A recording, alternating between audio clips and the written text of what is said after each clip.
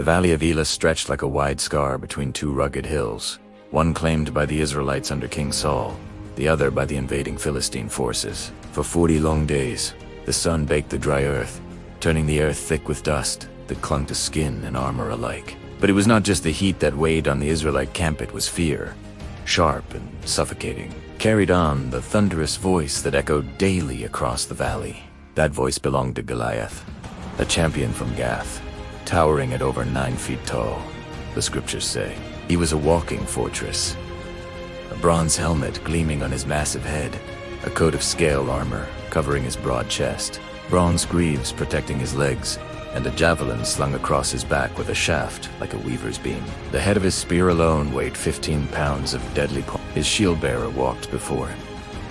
Another layer of intimidation. Each morning and evening, Goliath strode into the valley, his footsteps shaking the ground, and bellowed his challenge. "Why do you come out and line up for battle?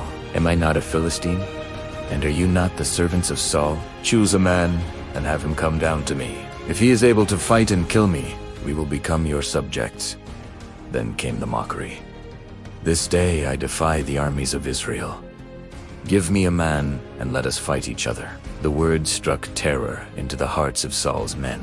They heard the giant, saw his size, and felt their own smallness. Day after day, the king and his warriors cowered in their tents, no one daring to step forward. Into this atmosphere of dread came a young shepherd named David, the youngest son of Jesse from Bethlehem.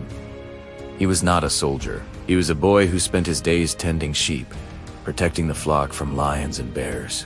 His skin was bronzed by the sun, his hands calloused from the work, and his clothes carried the earthy scent of wool and pasture. Jesse had sent him with provisions for his 3 oldest brothers, who were serving in Saul's army. "Take these provisions and see how your brothers are doing," Jesse had said. "Bring back word of them and of the army." As he reached the camp, the Israelite army was shouting their war cry and marching out to their positions. David hurried to the battle lines, found his brothers, and greeted them warmly. While he was still talking with them, Goliath's familiar challenge rang out once more, the same defiant words he had shouted for 40 days. David's ears burned at the blasphemy. "Who is this uncircumcised Philistine?" he asked, "that he should defy the armies of the living God?" His oldest brother Eliab overheard and burned with anger. "Why have you come down here? He snapped. "And with whom did you leave those few sheep in the wilderness? I know your presumption and the evil of your heart." David's reply was simple. "What have I done now?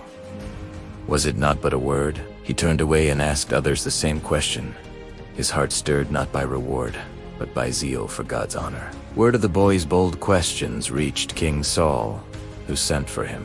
David stood before the king, unafraid.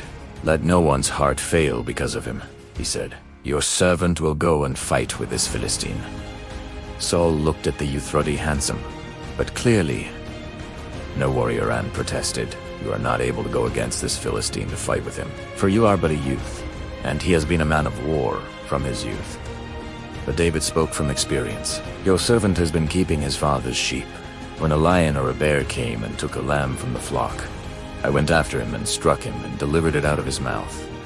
And if he arose against me, I caught him by his beard and struck him and killed him. Your servant has struck down both lions and bears, and this uncircumcised Philistine shall be like one of them, for he has defied the armies of the living God. The Lord who delivered me from the paw of the lion and from the paw of the bear will deliver me from the hand of this Philistine." Saul, moved perhaps by the boy's faith more than his logic, relented. "Go," he said, "and the Lord be with you." Then he tried to equip David in royal fashion, his own bronze tunic, a coat of mail, a helmet of bronze. David buckled them on, but the weight was crushing. He had never trained in such armor. It felt foreign, cumbersome. "I cannot go with these," he told Saul, "for I have not proved them." He removed the heavy gear, took up his shepherd's staff, chose 5 smooth stones from the brook, put them in the pouch of his shepherd's bag, and grasped his sling. As David descended into the valley, Goliath advanced, his shield-bearer leading the way. When the giant saw the boy, no armor, no sword, just a stick and a sling, he laughed, a deep, mocking rumble. "Am I a dog, that you come to me with sticks? E, ro, e, ro, er, ro, er. Then he cursed David by his gods. Come to me, and I will give your flesh to the birds of the air and to the beasts of the field. David did not waver. He called back across the valley, his voice clear and strong. You come to me with a sword, and with a spear, and with a javelin. But I come to you in the name of the Lord of hosts, the God of the armies of Israel, whom you have defied. This day the Lord will deliver you into my hand, and I will strike you down and cut off your head. And I will give the dead bodies of the host of the Philistines this day to the birds of the air, that all the earth may know that there is a God in Israel, and that all this assembly may know that the Lord saves not with sword and spear. For the battle is the Lord's, and he will give you into our hand. Goliath lumbered forward, eager to crush this insult. David did not hesitate. He ran toward the battle line to meet him. As he ran, he reached into his bag, took a stone, fitted it into his sling, and whirled it with practiced force. The leather cord sang through the air. With deadly accuracy, the stone flew straight and struck Goliath in the forehead, sinking deep into the flesh where no helmet protected him. The giant's eyes widened in shock. His massive body swayed, then crashed forward like a felled oak, face first into the dust.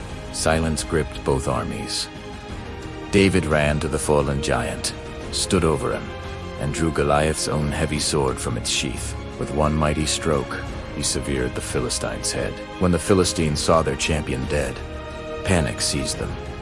They turned and fled. The Israelites, their courage suddenly ignited, surged forward with a shout, pursuing the enemy as far as Gath and the gates of The valley of Elah, once heavy with fear, rang with the sounds of victory. David took Goliath's head to Jerusalem and kept the giant's weapons in his own tent as trophies. But more than trophies, he carried forward a testimony that faith in the living God turns the impossible into triumph. When we fix our eyes on the size of our problems, we shrink. When we fix them on the greatness of God, the problems shrink. You don't need borrowed armor or someone else's weapons. Use what God has already equipped you with, even if it seems small or ordinary. True courage flows from trust, not bravado.